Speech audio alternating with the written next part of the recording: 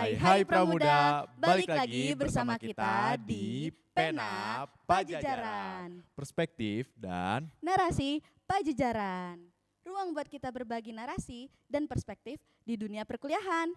Yeay! wah, kalau misalkan kemarin kita udah ngobrolin tentang 3B, terus survival guide, terus juga sama Unpad. Nah, kali ini kita bakal ngobrolin apa sih, Eksa? Nah, di episode kali ini, Dav, kita bakal ajak Pramuda untuk geser ke topik yang lebih dekat lagi nih sama kehidupan kita sebagai mahasiswa di perkuliahan. Tahu nggak apa itu? Apa tuh, Eksa, kalau boleh tahu? Yaitu AI. AI ya. Nah, kayaknya sebelum kita lanjut ke pembahasan intinya nih, Eksa, boleh gak sih kita kenalan terlebih dahulu? Boleh dong, karena seperti kata pepatah bilang, tak kenal maka tak sayang, maka izinkanlah kami para host untuk memperkenalkan diri kami masing-masing. Hai semuanya, kenalin aku Eksa Yolanda dari Fakultas Hukum, ditemani dengan partner saya. Halo, aku Dava dari Sekolah Vokasi. Nah, ngomong-ngomong soal pemakaian AI nih, kayaknya mahasiswa ini udah jarang gak sih yang belum pernah menggunakan AI nih, Eksa? Iya sih, betul.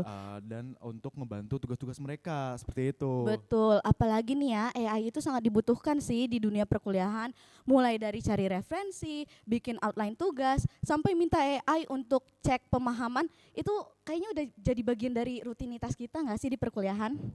Nah, tapi pertanyaannya nih, dalam batas wajar apa sih kita sebagai mahasiswa ini tuh menggunakan AI dan gimana caranya kita masih bisa menjadi mahasiswa yang berkualitas di tengah kemudahan teknologi digital di era sekarang, kayak gitu. Maka dari itu, judul podcast kita kali ini adalah memanfaatkan AI dengan bijak. Nah, menurut kamu nih Dav, di podcast kali ini, episode kali ini, kenapa sih kita dikasih judul kayak gitu? Karena kalau menurut aku kan AI ini kan sejatinya sebagai partner atau alat bantu gitu, bukan Betul. pengganti proses berpikir kita. Betul banget. Nah, tapi gimana caranya kita ini bisa naik level nih berkat AI ini, kayak gitu. Aku setuju banget sih Dav sama kamu. Nah, biar obrolan kita makin berdaging, saat ini kita sudah ditemani sama salah satu narsum yang menurut kita itu cocok banget nih buat obrolin topik seputar AI. Makanya tanpa berlama-lama lagi, mari kita sapa Bu Ira Ya, Mirawati. Halo Ibu. Wilujeng Wilujeng Sumpi. Sumpi. Iya, Gimana Ibu terima- kabarnya? Baik, sehat alhamdulillah. Nah, Ibu sebelum kita lanjut nih ya ke pembahasan, mungkin Ibu bisa cerita sedikit dulu nih, Ibu saat ini sedang mengajar di bidang apa dan Ibu sudah berapa lama berkecimpung di dunia akademik? Oke, saya jadi dosen itu di Vkom sejak tahun 2008 ya. Saya sebenarnya bidang keahliannya Communication Training and Consulting di Prodi Manajemen Komunikasi. Tapi karena kemudian 5 tahun ini bergerak menjadi content creator juga, jadi saya juga mendalami media digital. Dan karena saya content creator edukasi, kemudian saya di approach sama berbagai AI, sehingga kemudian saya juga mengelaborasi lah pemanfaatan AI di dalam perkuliahan gitu. Jadi sekarang juga mendalami AI sebagai pengguna lah ya. Wah, keren banget sih Bu. Dan kayaknya memang pas kan sih Dav untuk Ibu ini untuk membahas topik seputar AI ini. Betul banget. Apalagi tadi Ibu sempat mention kalau Ibu tuh salah satu konten kreator juga. Ya mungkin Pramuda juga pasti udah tahu lah sama Ibu Mirawati ini. Apalagi Kema Unpad seperti itu. Nah Bu, sebelum kita masuk ke pembahasannya, aku ada pertanyaan sih Bu yang cukup kepo juga. Nah, sebagai Ibu di Unpad ini sebagai dosen, apakah Ibu tuh pernah menggunakan AI ini buat alat bantu Ibu sehari-hari pekerjaan kayak gitu lah? Iya, menggunakan banget lah ya. Jadi saya juga karena tim e-learning Unpad ya. Jadi memang saya selalu ingin catch up lah sama teknologi yang bisa mengefektifkan dan mengefisienkan proses belajar, termasuk penggunaan AI. Jadi kalau ditanya apakah saya menggunakan, iyalah, orang saya kan misalnya ketika memberitahu mahasiswa bagaimana menggunakan AI, saya pasti udah nyoba dulu. Makanya pakai itu sering. Jadi saya yang paling sering saya pakai itu untuk teman diskusi sih, partner ya gitu. Oke, berarti Ibu Ira Mirawati ini ternyata seorang dosen pun masih menggunakan AI gitu buat alat bantunya sehari-hari seperti itu Pramuda. Aku juga baru tahu loh Dav kalau ternyata dosen juga akrab nih sama AI. Ya udah kalau gitu biar makin seru nih ya, kita lanjut aja ke sesi pembahasan kali ya. Nah, ini ke pertanyaan pertama nih Bu. Dari sudut pandang Ibu sebagai akademisi, gimana sih Ibu melihat fenomena sekarang ini mahasiswa dalam menggunakan AI gitu? Dan apakah menurut Ibu tuh penggunaan AI ini tuh udah ke arah yang lebih bijak atau justru malah mengkhawatirkan seperti itu Bu? Jadi memang ya harus lebih banyak lah dibuat edukasi-edukasi pada mahasiswa tentang pembuatan AI. Jadi kalau saya sih menemukan banyak ya AI mulai dari mahasiswa yang menggunakannya secara bertanggung jawab ya sebagai partner, sebagai tools, kemudian untuk mengembangkan diri mereka ya misalnya tugasnya jadi lebih terstruktur, tapi saya tahu bahwa isinya masih pemikiran mahasiswa tersebut yang dia gali lebih dalam menggunakan AI. Tapi ya saya juga menemukan yang literally itu kopas literally, benar-benar kopas ya dari AI gitu. Nah, kan mungkin bertanya ya, emang dosen bisa tahu itu kopasan AI? Ya gimana tuh Bu? Nah, tahu lah. Pertama kalau kita ngobrol gini dia nggak ngerti tuh. Orang ada mahasiswa yang saya tanya satu kata yang dia tulis di situ dia nggak ngerti kata itu, padahal itu inti dari tulisan dia. Nah, itu kan selain bahwa hasil AI itu sampai sekarang kan dia masih punya tanda-tanda khusus ya. Nah, kalau orangnya malas banget kan dia kopas tanda khususnya tuh minimal tandanya itu loh dihapus betul, ya, betul, misalnya icon-icon, slashnya dan lain-lain. Nah, tapi eh, pertanyaannya apakah semua dosen bisa mengenali hasil AI? Enggak. Hanya dosen yang pakai AI yang bisa mengenali hasil AI. Iya. Oke, berarti dalam penggunaan AI itu ternyata emang ada dua sisi ya, ada dari segi positifnya dan juga negatifnya seperti itu. Iya betul. Dan ini Bu yang sering jadi perdebatan. Ada anggapan bahwa mahasiswa yang terlalu sering memakai AI, entah itu untuk buat tulisan, bikin laporan, bahkan untuk berpikir kayak cari ide gitu, lama-lama mereka bisa kehilangan kemampuan berpikir kritisnya Bu. Menurut Ibu sendiri, Ibu setuju nggak sama statement ini? Dan kalaupun setuju atau enggak, alasannya kenapa tuh kalau boleh tahu? Oke, itu bisa terjadi ketika mahasiswa menggunakan AI itu memang untuk menggantikan dirinya. Yang tadi saya bilang dia kopas.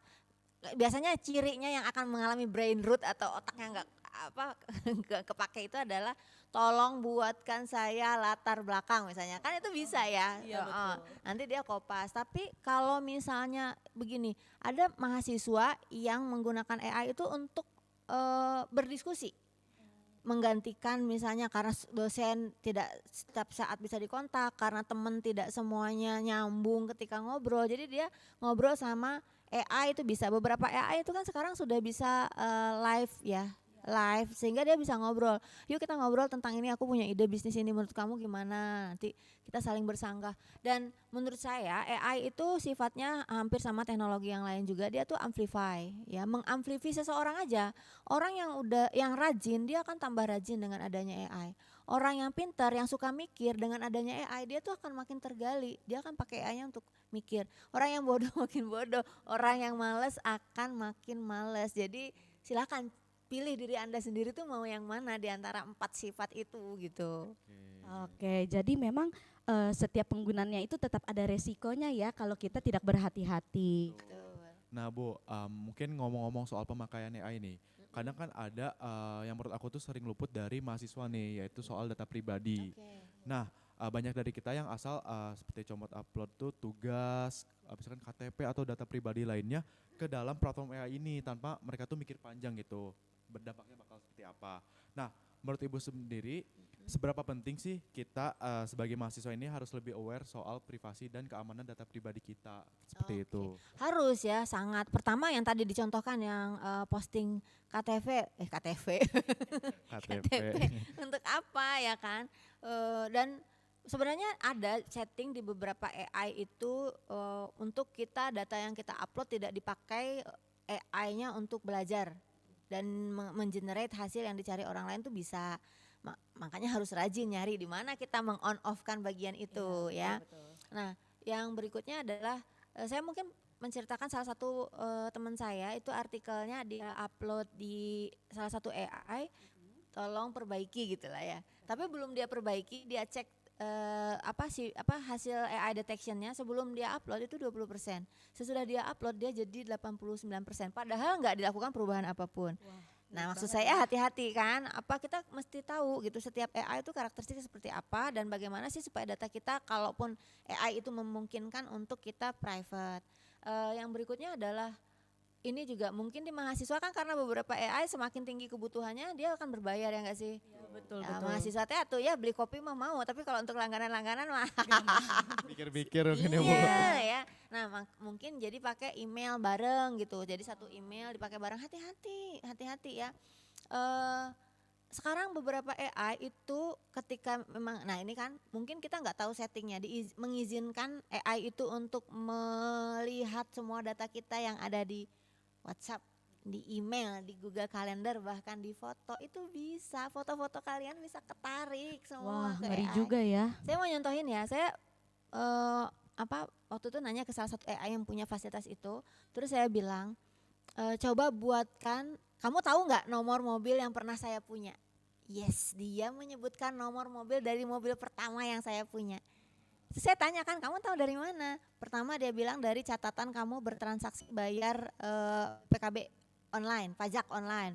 Yang kedua dia bilang dia ngambil dari foto-foto saya bersama mobil. Kan meskipun saya nggak pernah posting mobil, tapi kan di galeri saya mah ada saya mau foto sama mobil. Yes. Jadi itu contoh, maksud saya kan mungkin kita punya foto-foto privacy yang lain, berarti bisa ketarik loh ke AI gitu. Kalau tadi menggunakan akun bersama, bayangkan semengerikan itu. Gitu. Nah, ini juga nyambung nih Bu sama isu jejak digital atau yang kita kenal sebagai digital footprint. Nah, semua yang kita ketik atau kita upload ke AI itu kan sebenarnya juga ninggalin jejak kan, seperti kata Ibu bilang tadi. Menurut Ibu, gimana sih caranya mahasiswa biar bisa lebih beretika dan dalam berinteraksi dengan AI?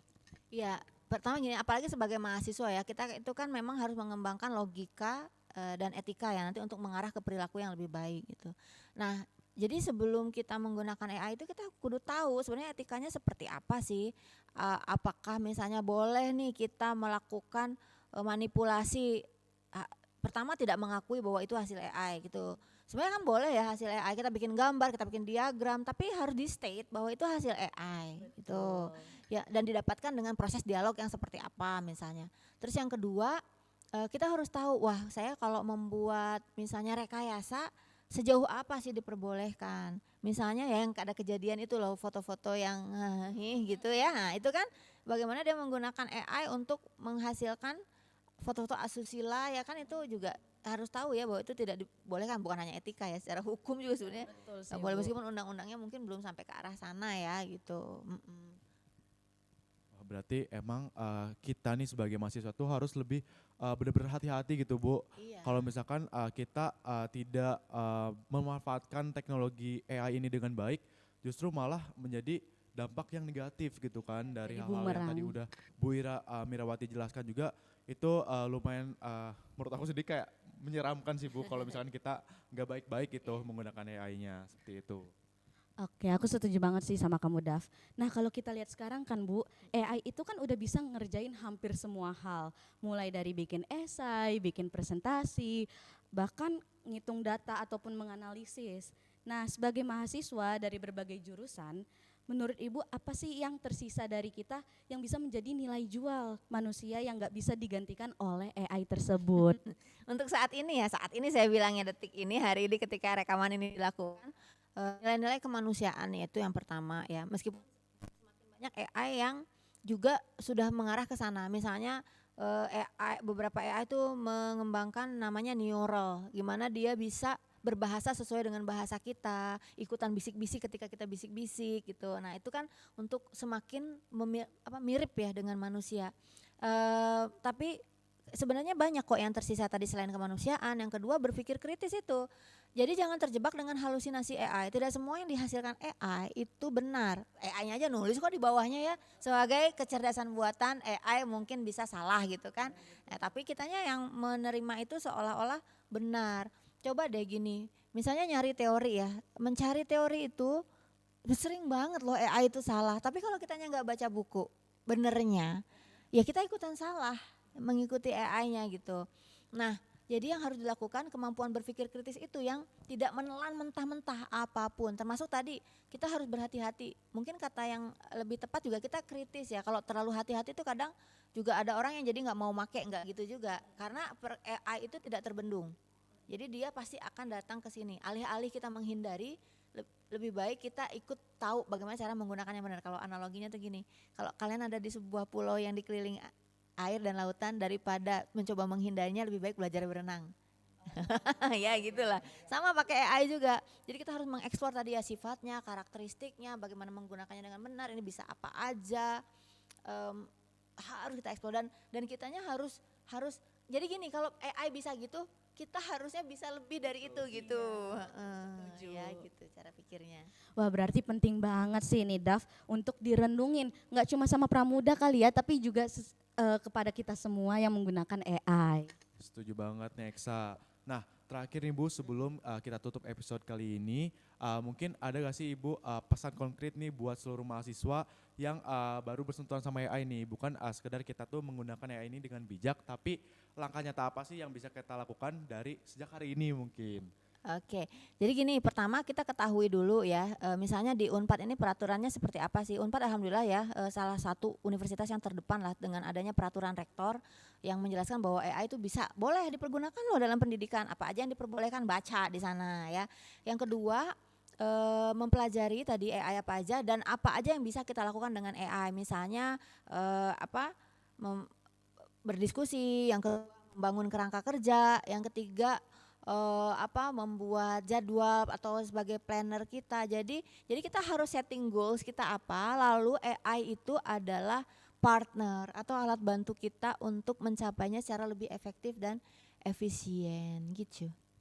Oke, nah buat pramuda semuanya nih, tadi yang dia omongin sama Bu Ira Mirawati harus dicatat, karena tadi yang sempat dibilang juga kita harus setting goals gitu kalau misalkan kita menggunakan AI ini. Jadi kita tahu langkah nyata apa yang harus kita lakukan, bukan sekedar imbauan aja seperti itu. Betul, aku setuju banget. Dan dengar-dengar dari jawaban Bu Ira tadi, jadi bikin aku mikir ulang deh Daf, selama ini penggunaan AI aku ini udah benar belum ya? Atau jangan-jangan udah di luar batas wajar lagi? Tapi serius sih Eksa, ini tuh jadi pengingat juga buat kita mana yang jadi batasan soal alat bantu gitu dan mana yang udah kelewatan seperti itu. Betul. Nah, berarti yang penting nih dari obrolan hari ini itu bukan cuma buat pramuda ya teman-teman, tapi ini juga jadi bahan refleksi buat kita semua yang udah lebih dahulu menggauli AI di kehidupan sehari-hari. Betul banget, apalagi yang tadi udah diobrolin sama Bu Ira Mirawati itu sangat insightful banget ya. Betul banget Karena Daf. beneran ngebuka-bata banget sih buat kita, apalagi aku juga sebagai mahasiswa yang mungkin lagi mulai mencoba atau mempelajari AI ini, jadi kita lebih tahu poin-poin apa yang harus kita lakukan sebagai mahasiswa yang diiringi dengan teknologi yang serba canggih gitu di era sekarang ini. Dan ternyata banyak hal juga soal AI ini yang bisa jadi bekal berharga nih buat para muda kayak gitu. Oke, jadi intinya AI itu bukan buat digantikan perannya sebagai mahasiswa, tapi AI hadir buat ningkatin kualitas belajar kita, asal kita tetap jaga proses berpikir kita sendiri. Betul kan Bu? Betul. Wah. Nah, buat pramuda semuanya, yuk mulai sekarang kita jadikan AI ini sebagai alat bantu atau partner, bukan pengganti proses berpikir kita nih. Ya betul banget Dava, aku setuju sama kamu. Oke Bu Ira, terima kasih banyak ya sebelumnya Sama-sama. udah mau Banyak berbagi Bu, ilmunya betul. kepada kita semua. Dan buat pramuda semuanya, jangan lupa buat like, share, comment, and subscribe channel Prabu 2026. Sampai jumpa di episode berikutnya dari Pena Pajajaran. Aku kamu kita. Salam satu Unpad.